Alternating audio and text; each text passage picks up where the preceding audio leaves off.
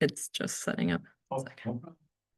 I just wanted to make sure I wasn't holding you up. Nope, we're good to go. We do.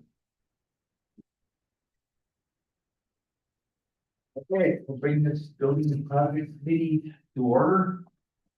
Everybody's here this time. And this was posted as required by state law. Stand for a moment of silent prayer.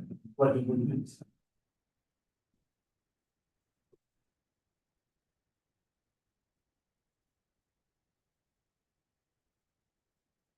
I pledge allegiance to the flag of the United States of America and to the republic for which it stands, one nation, under God, indivisible, with liberty and justice for all.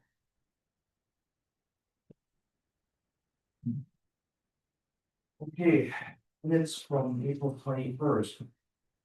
Anybody have any questions, concerns, changes to make? Seeing none, we'll file those as noted. Move on to 3 discussion item, master plan schedule update. Scott, you got the floor. Okay, thank you, Mr. Chair. Inside your committee packet was a report on the schedule for the building project. So what we're looking at, having the bid packet available on June 3rd, that's what later on we talked about the 90% plans. That were near plans and specifications completion. As far as this project is concerned with the complexity of it, we actually are having a mandatory pre-bid meeting on site. The contractors come use the site. As you can imagine, an older building like this and different parts of the building are older than others and multiple iterations of past renovations. It's good that the contractors come in and see everything firsthand on site. So we're just thinking potentially quite a large group that day. We want to make sure that they're going to see different locations that they will be working in. Then with that, the bids we do on July 1st, we do use the Advanced system, so there's what we go out there for the world to see. It's just not 1 or 2 subcontractors or subcontractors we send it to. We certainly do have a running list that we will email as well, our purchasing department, but we do put it out there for the public because this will be publicly bid. Construction anticipated to start right in August of 2025. Depending on how quickly we can get the contracts completed, the contractor has ordered their materials. We don't want them to start for a week and then be gone for a month. So make sure we're keeping that moving. We did talk to our architectural team, looking at completion date of November of 2026. And with that, we're looking at splitting the work into roughly 3 phases, and the phasing plan in there as well. To make sure we're trying to keep the building as open and accessible as possible throughout the project. And we're looking at roughly a 5-month window for each phase. When the contractor we do select gets on board, if they have some slight changes to their phasing based on their work, something they may be seeing like that, something that can save us some time and effort, we are certainly open to that conversation once that happens. You can imagine that there are some areas in this building where they are not really phase dependent, and we have to pick on the clerks, that should be the county board chair's office, for instance. That can be done in phase 1, phase 2, or phase 3. And so we've got in the phase, we're trying to balance out the phase work. But again, the contractor might have a better idea that he has or she has that we haven't seen yet. So when we say that they're roughly 5 months a piece, that's what we're talking about, is that we welcome that contractor to provide some insight, and we'll work with that contractor to see if that makes sense, is plausible and feasible. Something might not work, like I'm not going to the clerk till the end, and that just doesn't work out, moving the building off and stuff, but they have some logic behind it, we're certainly open, and that's why that last sentence is in there. They're subject to change because we want to make sure, if I'm telling the clerk you're going to be moved by this date, and then something else happens or gets delayed, they can hurry up the first phase or 2 and push something to the 3rd phase. Might make sense too, based on the operation. So we'll have a little bit of flexibility in that, but we do want to try to make sure we're completed by that November 2026. With that, Mr. Chair, if I have any questions on the schedule, I'll certainly be happy to answer that. Any questions? Supervisor Schwab. Thank you, Mr. Chairman. The first question is with regard to Demand Star. I'm assuming this is going to be a single prime bid, as some municipalities use Demand Star for multiple primes, but we're not going to go that way. One single prime. Okay, so, and then the other question is, the phasing is important on this project, and it would theoretically not be terribly difficult for the architect to carry over at least, some of the phasing shading to some of the MEP drawings to make sure that carries through as well sometimes. People miss that, but that might be something where it's not terribly difficult to do, but could be assisted. Our architect is right behind me, Jason Custo with PRA. He was certainly answering any questions. He was not, he said in affirmative, but that's what he does. That's a good idea, thank you. Even if it doesn't outline the color and shading and stuff. Yep.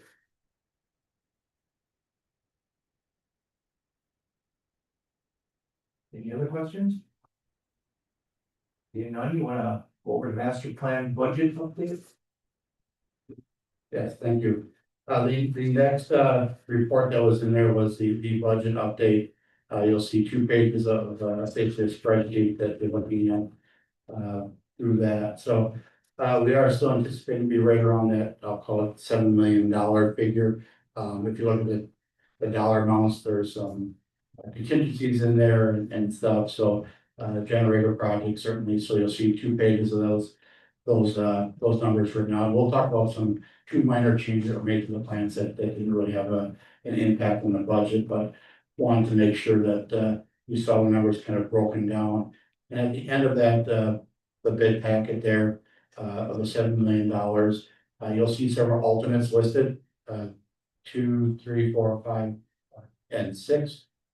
When we say new finishes in the district attorney suite, human resources suite, finance suite, what we're looking for is some painting and some flooring. And so you can imagine certain areas where if you're doing all this work remodeling and leaving the flooring in place, it might make sense to get the whole building refloored, fresh coat of paint once you're all said and done.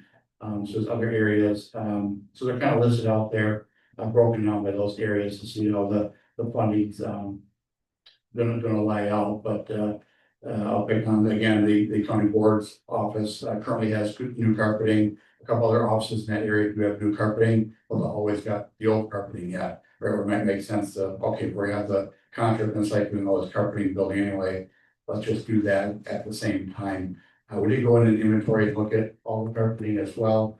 Most of it's in alcohol fair shape, not like brand new, but we've been using the alcohol gray square carpeting. You probably see it all. No, it's a darker color than what's in this room currently, but utilizing that lets us to, if something happens, to pull up square, put new square in place and move on our way. But that's where you see those alternates fit in there. So we'll be working those areas anyway, regard to we're putting LED lighting in those areas as well, and some other construction in those areas. So it allows us to potentially complete that building, but again, those will be alternate bids in the packet. I noticed the alternates, you're missing one, but when I look through the spec book, I think you're. 2 is number 1, 3 is number 2 in the spec. I think it's just a different number or something like that. It could be, it was down here that wasn't number 1, so Right. we'll make sure that they're numbered properly. Yes. As long as it's on the invite, right, the bid documents the right way. Any other questions? Supervisor Schwab. There are a couple items in the budget, one on overall and one on site that are listed as 0. Are those items that were always 0, or was there consideration of doing those items was just eliminated? One of their redundant secondary water and. Yeah, there are 2 of them going in there. One was, I'll start with the redundant secondary water service. We got the architect team look at various options to look at what that would look like. Mary recall we've had 2 water main lateral breaks to the sheriff's department over the course since 2017. The first one was 17 or 18. It's before 18. Yeah, before 18. So 2017 and again last year. And so the jail is served by 1 water main coming through it. So the jail is served off of Rolls Avenue, so going past the fuel island. The boardroom here and the government center is served off of service room 33, 3 in service. We thought maybe that was large enough to actually run through the building to get back to the sheriff's department, but being only 3-inch and all the bends and all that kind of stuff, it just wasn't enough water pressure to get all the way back to jail and up to service. So we thought, well, okay, if we find a less expensive way, let's try that. They looked at other options going, well, we can go down Wilson Avenue, which is behind like Bear Park School, go through the new parking lot, come in the building, go through the building, to get to there. It was a rather expensive option. And so we kind of landed on was, we're really close to budget. If and when this new building gets put in, if it does, that'd be a great time to bring in a new water service from Rolls, service that new building, service the sheriff's department. If it doesn't, then we have the option of putting the CIP, a new water lateral from Rolls over to the sheriff department at that point. Or potentially bore underneath Highway 33 for that building water service, because that would probably be sprinklers and everything else. So we figured, well, since we don't really have the end plan yet for that building, it might be best to wait and size it appropriately for that building and everything else. And then, well, we can add it on to that project. We have worked with the sheriff's department. They are knowledgeable on this. They were certainly disappointed that the water wouldn't work from the front of the building to the back of the building. It's just too long of a run and not enough water pressure coming in the building. And so that was why that was taken off. It may be better suited to, let's wait, see what we're gonna do with the other building potentially, and do it at that particular time, because we might be able to come off of 33 bore to service that building, go to there and whatnot. We could also loop the water around the sheriff's department, it comes in off Wilson, go all the way around, but the budget wouldn't handle that type of a work. It's just too much, and also you gotta start worrying about heavy stagnant water as well, depending on how you do it. You just can't have water sitting in the pipe for 5 years, and I always can turn the valve on and have the population drink out of it and get sick. So we're looking at varying options, but that's why that line was zeroed out. So we can answer more questions on that one, but the other one was the west parking lot. You may recall that was, we looked at doing some security updates to that, putting some Jersey barriers around. It was determined instead, if I can put off just to put some barricades up along 33, direct people down to this new eastern entrance. And that's it. And then once, let's say a year after that, so people are more in tune to getting to the east, we move the barricades. Then meantime, the school, Fair Parks Elementary School is going to be closing in 2027, so we won't have the drivers needing to get through there at certain times of day. And so that was, let's not put the best secure parking lot, let's just as a parking lot, put some temporary barricades, take them down. And so we're going to secure entrance, and most of the people are becoming the other entrance. It didn't make sense to do a secure block over on that side, because it's the fact that the public shouldn't be coming through there anymore. Anyway, so those two items were zeroed out, and just happened to be worked out mathematically. It still keeps us right around $7 million. Thank you for those explanations. Any other questions? Are we good with the budget update then? We move on to item C, review of governance and our building plans. All 700 of them. Yes, I apologize for the length of pages, but it is rather detailed, Sure. detailed project. What I do want to point out is a couple modifications since the last time we met. Both are in the first floor. I'll have them up on the screen. I'll zoom in on those areas for you. In the clerk's office and the register of deeds office, and the mailroom right across the hall. So again, main entrance, secure lobby on the east side of the building, coming through the hallway. We did put a doorway going in there. It'll be open again 99% of the time. That allow the sheriff's department, they want to keep a threat in the lobby, they actually hit a button, close that door, and the threat, if they see it coming into the building, there's in the lobby, they can shut that door down and keep that threat without having them go into the building proper, the administrative building. So that was one of the additions. Number two is, you may recall, in the clerk's office, which is in the area highlighted in the bottom right here, we did have a storage area as well as a conference room. We just had a recent addition to the clerk's office, and they needed an extra cubicle in their office. So we added that, removed that, the conference hall, conference room, put it down below that, remove their storage, put in a cubicle in there. And in the mailroom across the hall, we added a wall in that location, enough room for mail, and then a wall, that'll be the clerk storage, will be right across the hall from them. If you look at having a wall in this location, a wall down here and a door versus a wall in this location, a door, it's pretty close to a wash as far as constructability is concerned.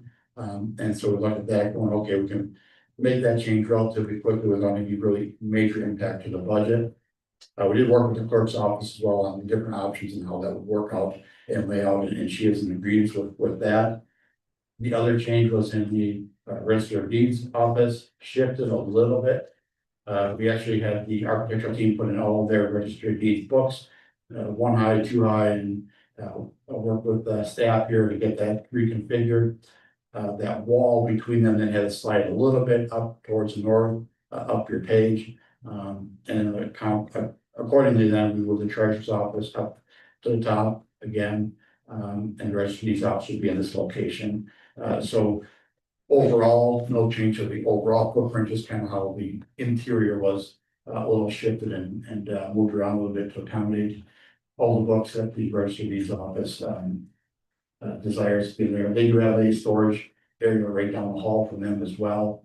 It'll be in one of these areas on the lower left corner of my personal would be, this one be, that's the one, yep.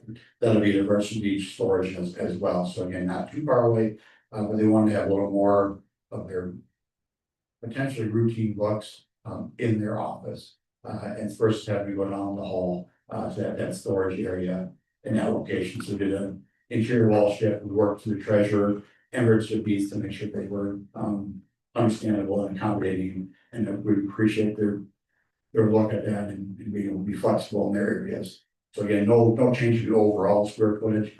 Again, interior speaking, same on the walls, doors, all that kind of stuff, just a little bit of shifting on a little bit.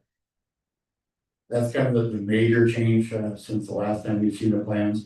Obviously, we're getting more and more detailed every day as you look through those and specifications.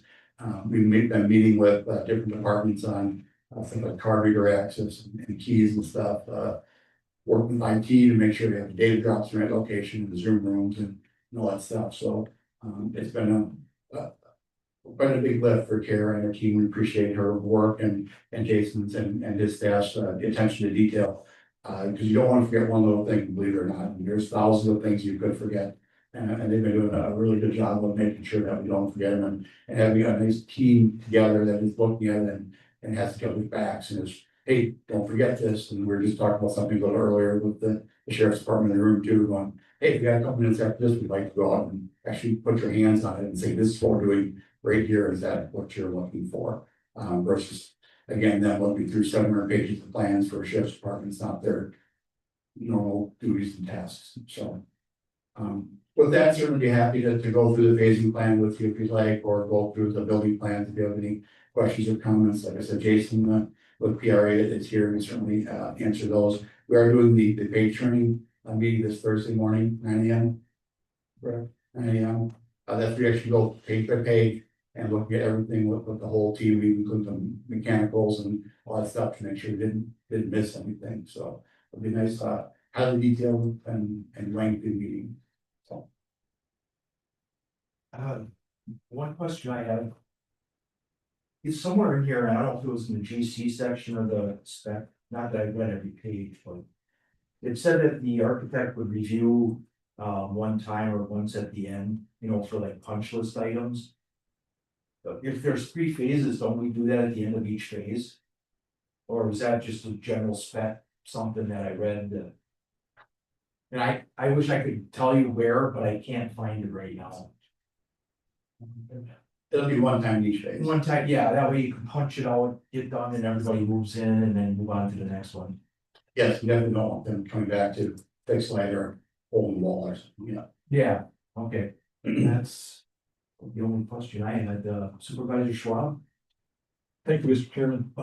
As we're looking at these, I'm just gonna, so that everybody can follow along, give you page numbers that I'm looking at. First of all, I spent more time looking at the electrical than anything else. And I appreciate having a walkthrough, but with the amount of detail that's on these drawings, if we could get the as-built or the last project documents included right away.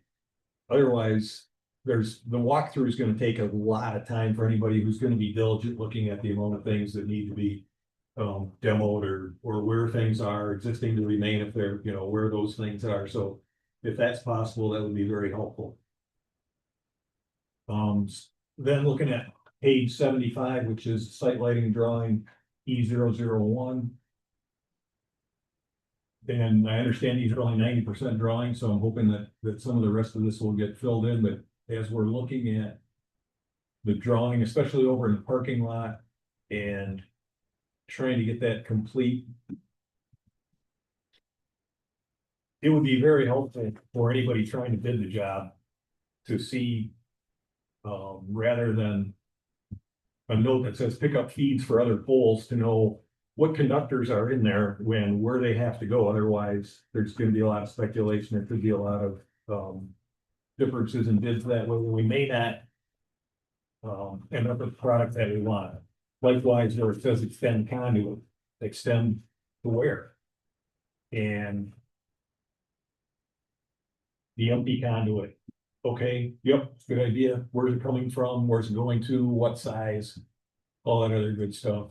And yeah, just things of that nature on that drawing. I understand that they're not quite complete yet, but that would be very helpful. And then, yeah, basically my previous comment with regard to the as-built, the drawings or the demo drawings, starting on page 78, E102. Yeah, there's several notes where it says, yeah, demo everything. Okay.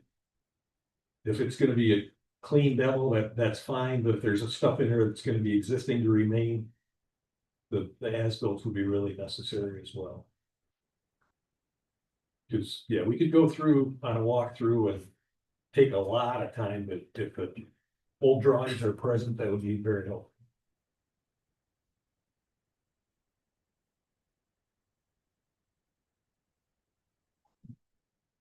That applies also on E200L, pages 80 and 81 with regard to lighting and power. Some of the switches are remaining, some of the receptacles are remaining, some of the fire alarm devices are remaining, just to know where the existing ones are, where they're supposed to be. And those were all the comments I had on those drawings. Too many contractors on this board, huh? No, this is fantastic. This is what we're looking for. This is exactly what we're looking for is those comments to make the bid the best bid we can possibly get. I do not know if it would help or not, but now that he was mentioning that, when I was looking at the plans, I noticed that with the new builds, there is a big overall plan that shows all the remodeling going on and a new layout. What I didn't see was anything that shows the existing and the parts that have to be demoed.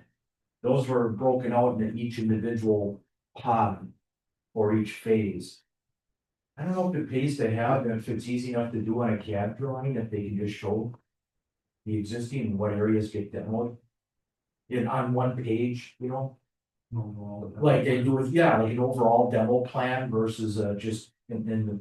Again, this is just me thinking out loud as I'm getting stuff too. It's kind of what I look for. And then I go to the individual areas to kind of tie it all in. Yes, that's feasible. That would be my only question, again, as a contractor. Now, back as a county board guy, is there any other questions? Of course. Yeah, go ahead. On the drawing we were looking at before. Behind the clerk's office and register of deeds.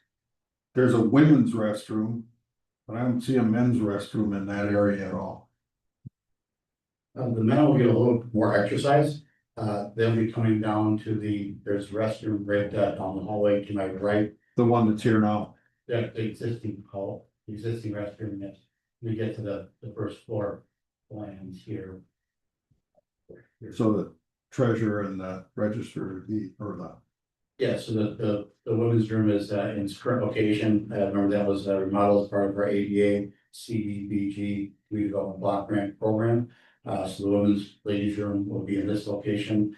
The county board room is in the lower left-hand corner of the drawing here. And one of the men's restrooms is at the end of the hallway, kind of kitty car from here. And as you exit the building, that's going to be behind the employee only side. There's another men's restroom down there, so. Thank you.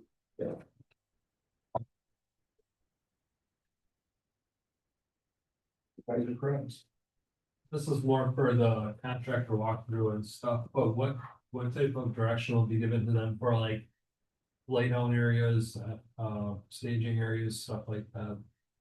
Yeah, we're looking at our secure parking lot right behind the building, lower level, is where they'd be able to have their trailers and stuff. Unfortunately, with the way the configuration is going, we're taking the conference rooms first and using those for creating those areas like would be right across from the county clerk's office as a room. That we're utilizing first to construct. Same thing with the 2 rooms across the hallway construct, so there may not be a lot of room inside the building.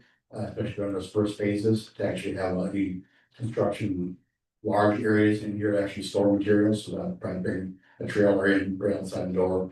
Again, within the secure lot, right next to the sheriff's department, I think that's what we're planning right now. Right? Trailers, containers, that. Trailer containers, dumpsters, the lower lot is behind here. I will make sure that certain people that are needing a secure entrance will have their vehicles parked back there, but Big Pan Kara and her team and facilities, they won't be parking down here, they know already. Won't be parking down that secure lot during this construction, they'll be up in the western lot with everybody else. So I'll have room down there and make sure that the contractor has open access down there, and they'll have access to those doors again, and then getting through work with the sheriff's department, they have to get secure entrance into the justice center. We can work over there. Next question would be related to, permits and inspections.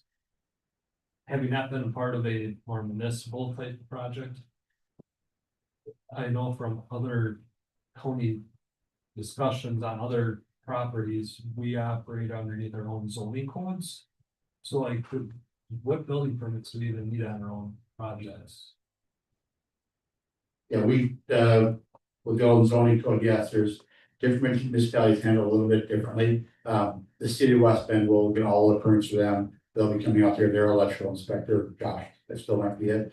Plumbing inspector will be in the building. Okay, so it's like a traditional project. Yes, We're not treating. yes, when we did this particular room, for instance, we got permits from them, they came into the inspections, everything else. Our fair park's a little different way to town bulk handles things. Not that I push that off the state.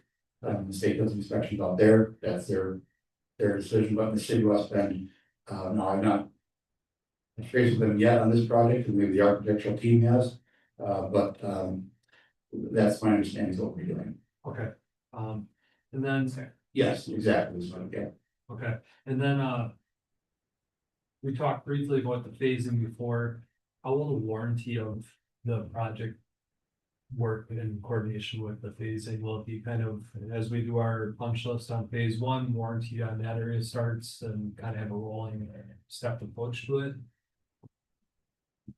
Or is it final payment, final completion that we would have a sign off? If you're okay, can I have the architect speak to that? Yeah, it's a great question.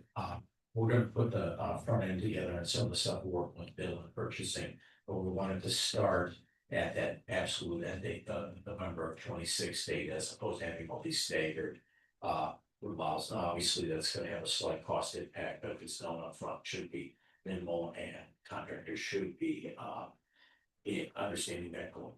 Okay, so at least we have a nice clean one date, that's. Yes. Okay, thank you. And my understanding too is that that's mostly for defects and stuff like that, not necessarily for damage caused by public or whatever, right? Correct, we go through the punch list process, right, public punch list, we'll go through it, they'll sign off on it, and Sure. if we get someone scuffs a door or something like that, after that, that's on us. Understood, that's difficult. Any other questions? See no other questions, and, oh, sorry, Supervisor. So, warranty length has an impact on bid and performance bonds. Or, I didn't recall from reading, looking at specs pretty quickly, if we're requiring bid and or performance bonds. We do. Yes and yes, both are gonna be required by purchasing, so. Okay. Either way, they're still here, so it's not like there's a material or an item that's not being Right. completed, right? Yep. So, yeah, it'll be, once you start date will be that November, end of, mid-November 26th date, and they will get bonds, returned or released, so that. will there be, and I'm just looking at retainage as well. Will retainage be released on a per phase basis, or will that all be held until the very end?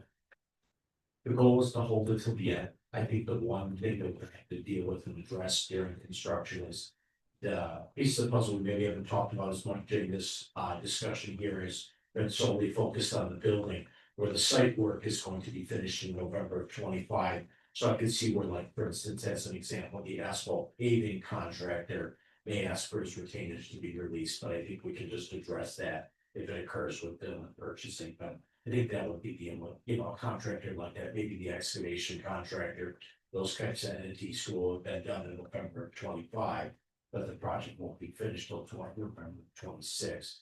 Generally speaking, I think most of the different phases still have painters, electricians, etc. So they'll be on site through the entire duration of the project, if that makes sense. It does. And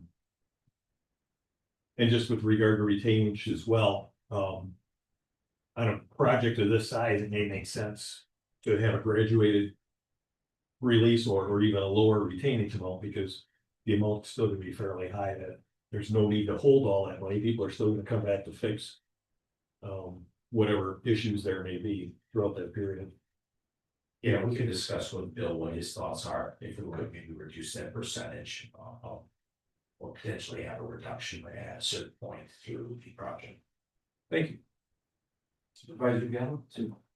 I know what the word retainage means. The draw. Yeah, are you talking about, so at what, we got 3 phases, so I'm just curious, we did have budget 2 items ago, but are we paying out upon completion of each phase of work? Well, they do, except for instance, let's say it's a $500,000 project, right? They hold 10%. Correct. That's That's what I $5 understand. million. Yeah, but I understand that part. But are we also then paying out upon completion, phase 1, phase 2, phase 3, so That would be based on what. meaning paying the. Maybe contractor. Well, I was trying to be clear, maybe I wasn't. The interior phases should be the same contractors, the same painter, the same flooring contractor, etc. I'm saying the one piece of the puzzle where we may have to do a payout is the site work, which essentially finishes a year earlier, so. Probably have to have some discussions with Bill at purchasing, whether we can release that, and then, of course, accordingly, drop their bonds and release their bonds. To give you an example, the flooring contractors in here on phase 1. And I'll pick an easy number for me, $100,000 on the flooring, we'll get a 10% retainage, they'll get paid out $90,000 and 10% retainage. Until next phase, and they're on so on and so forth, so they'll be getting paid along. Through the process, whatever the contractor does their draws and how they do their math, sometimes, depending on their subcontractor got the information to them, their draws and stuff, so you can't guarantee everybody's gonna pay if the draws don't come in correctly. Right.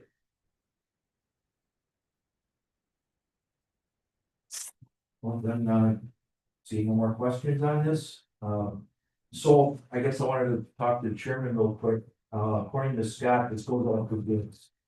So we may postpone further hearings, further meetings. Until we maybe decide that we may need to come back to review some stuff, right? Yeah, it may be a live meeting that the bids are going out in early June and coming back and do a walkthrough and bids be back in July. It might make sense to have the next meeting in July, there won't be a lot between now and then, because bids will be out, might be some random questions. If we come to the bid package out there is a major change, we'll certainly then bring that to the chair's attention and saying, oh, we did the walkthrough and A, B, and C came up, we had to do these changes because of that, or contract look detailed, said, hey, we gotta make these modifications. I was gonna bring those to the chair and then make his decision if you're okay with that, to see if that warrants an email, or if it's a meeting, that would be, we need to get them back together, if there's a decision point. So then at this point, let's just say the next meeting date is to be determined. So for now, we're free to roam. Yes, I would look in and try to hold your third Monday in July. Okay. We will be in touch with the chair to look on what that looks like. So It might be nice to look at the bids when they come in and Sure, that's up in July. okay, sounds good. No, with that then, this meeting is adjourned. Thank you, guys.